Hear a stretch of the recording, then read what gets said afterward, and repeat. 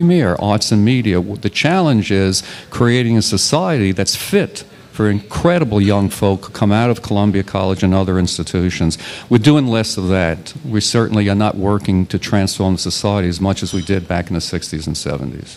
Well, that's too bad in a way. So well, that's life. But you know what? You know what? But we you know, it's going to come back. Everything's a cycle. Everything's a cycle. It's coming back. Yeah, and as proud a reality as that is for Columbia, it's pretty incredibly embarrassing for the U.S. to say that there was only one place that had open admission.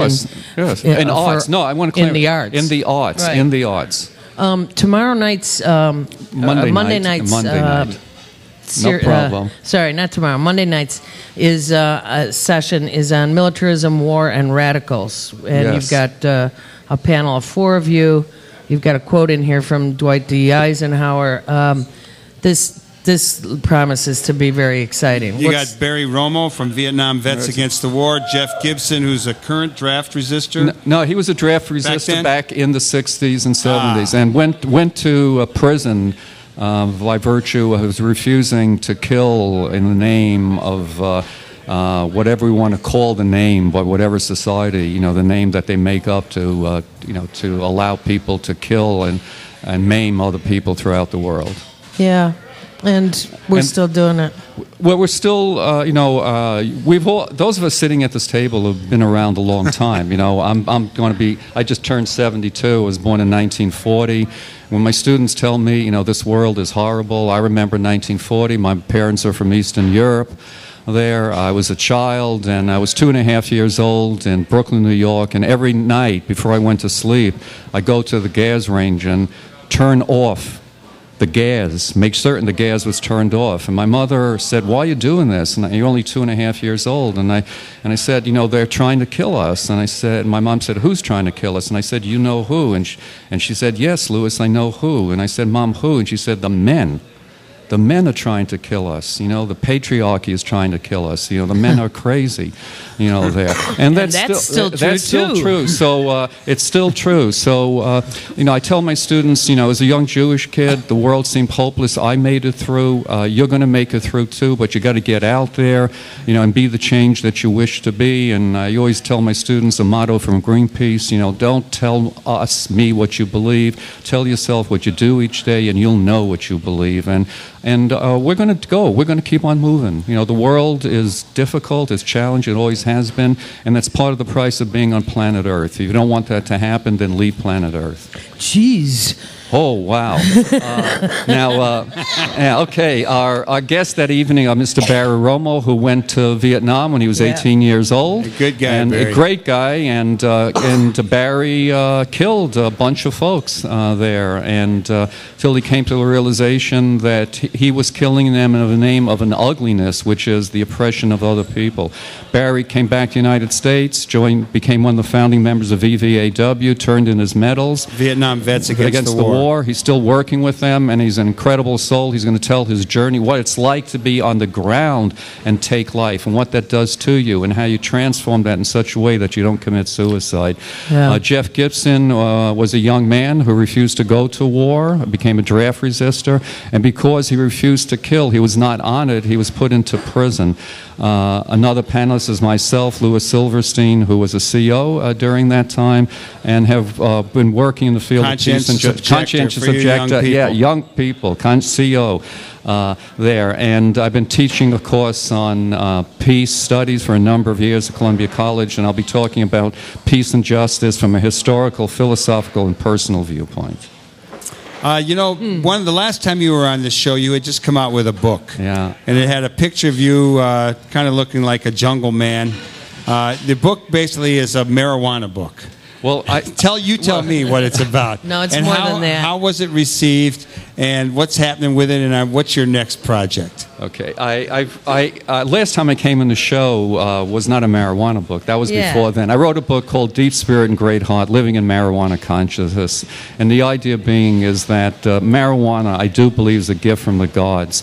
Unfortunately, human beings can use those gifts and abuse them. And my role was to teach people how to use that gift so they can understand that this which came from heaven, is a tool that can be use to transform the earth. The book that I talked about last time was Encountering Life's Endings, which is a memoir about the death and dying, and it's based on the fact that at the present time, my mom's dead, my father's dead, my 3 brothers are dead. I went through an incredible journey of walking in the field of death and dying. I've worked in that field. I teach a course on death and dying, and it's to teach people how to face the fact that our lives are just here for a certain time, and how we can help other people and also ourselves go from being embodied to another state of consciousness in love, and that we can do this without living in pain, and we can use that as a time to forgive and love and teach us what we should be doing to each other before we're on the deathbed, and telling each other how much we love and how much we forgive each other. My next project will be a book dealing with my 50 years of teaching. I've been teaching for 50 years. I put together a book of essays and lectures and things like that that I will then share with the world. Cool, Lou. And how soon will that happen, Lou? Well, when I get my next sabbatical, which is about 1.5 years. Right now, I am fully occupied with teaching, with working in the field of peace and justice, my art, and I have 2 children, man, and children are a trip. They take you to heaven, but they take you to hell, man. And if you're not ready to go to heaven and hell with your children, don't have children.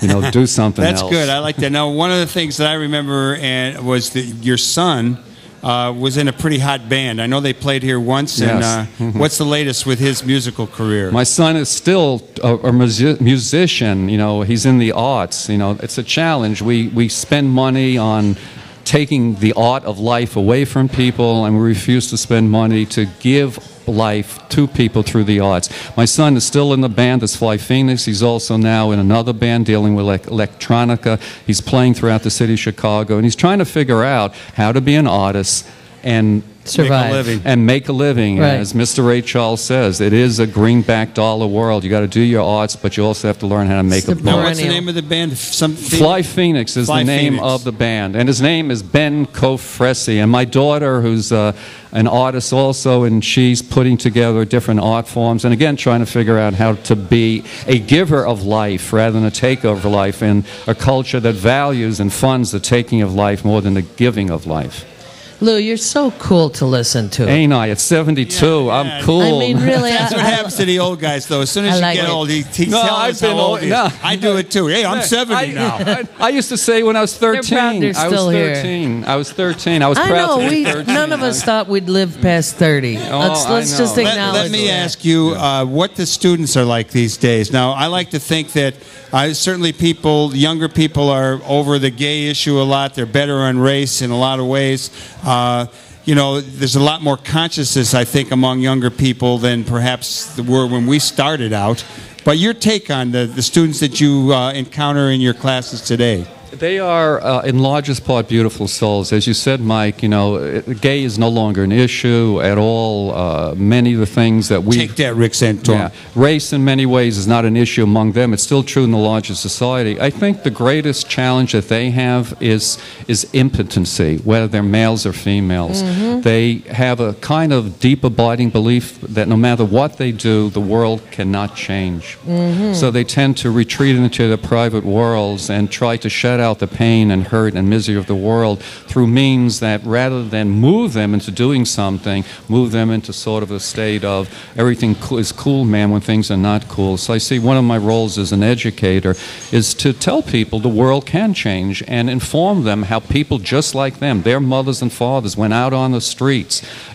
They put their lives at stake there, and they brought about change. And I especially go around to the young ladies in my class and I ask them, how'd you get here? And they said, the CTA. I said, no. I said, because your mama and grandpa said, someday my granddaughter is going to college and I'm going to do what's necessary. If your grandma and grandpa could do that, then you can do that too. So that's the greatest challenge. They're wonderful. Let's get them out. We got, but we also, still have to remain true to what we believe in and continue working on be the change you wish to see in the world. Sounds like you need somebody teaching a class called, I don't know, Movements for Social Change. Yeah, something like Michael. We need Michael back at Columbia College, I'm organizing ready to for social again. change. Definitely. We're going to need to have you help us put the first 35 years book together for this place. Okay. Because you have experience publishing, and we want to do that real soon. Speaking of which, it's summertime at the Heartland, so half our audience is now out on the patio. That's why you don't hear the huge applause that you normally do. Let's hear some applause from everyone who's in here. Show them. Hey, show them where it's at. Yeah, live from the Heartland Show every Saturday morning. WLUW 887 Chicago Sound Alliance. Okay, Lou, we got about 2 minutes left for you. Anything you want to invite people to think about, or besides come to the event? Again, Monday night, 6 to 7:30, Chicago Culture Center. It's free. I like to end with some words from Tim O'Brien, the things they carried, in light of the fact of this young man who last week went out and killed this whole bunch of people, which has been going on all forever. And this is Tim O'Brien's words. A true war story is never moral. It does not instruct, nor encourage virtue, nor suggest models of moral behavior, nor restrain men from doing the things that men have always done. If a war story seems normal, do not believe it. If at the end of the war story you feel uplifted, or if you feel that a small bit of rectitude has been salvaged from the larger waste, then you have been made a victim of a very old and terrible lie. There is no rectitude whatsoever. There is no virtue. You can tell a true war story by its absolute and uncompromising allegiance to obscenity and evil. This young man who committed that act, it is a terrible act, but he committed an act that is more terrible because it was an act done under the name of war, which is legalized domestic violence. We are a human family, and we have no right to kill and maim other members of our family. It is domestic violence. Okay, out of sight. Let's go. Wow. Lou Silverstein, Monday night, Militarism, War, and Radicals, 7:30 p.m. 6 p.m. to 7:30 at Chicago Cultural Center, first floor, Garland Room. Oh, that's terrific. The Thank wonderful you. place at the All right, we want to thank Cultural all of our Center. guests who came on the show today. I want to thank Nina Gospich and Hugh Aguilar, who told us a little bit about the Nelson Algren 23rd annual birthday party next week, March 24th, in Wicker Park Arts Center. That's 2215 West North. We want to thank Al Goldberg, who told us about the Howard Berkman Memorial that's going to take place at the Red Line Tap tomorrow at noon, or excuse me, at 1 o'clock, and there'll be a lot of music. And we want to thank my old boss, my buddy Lou Silverstein, Distinguished Professor of Humanities at Columbia College, for telling us about the Militarism, War, and Radicals event happening Monday night. And we want to thank Paul and Mary, Angel, Eli, Lisa, Laura, all people who make this show happen. We want to ask you to go out into the world, do all the good you can, because the world needs all the good you can do. All power to the people. Yeah, all power to the people. We'll be back next week. And we're not sure who our guests are next week, so get ready for the big surprise. Everybody vote on Tuesday, please. We'll see you. All power to the people, over and out. Thank you, Michael. Thank you. Thank you, Catherine. Apparently it came across okay. We had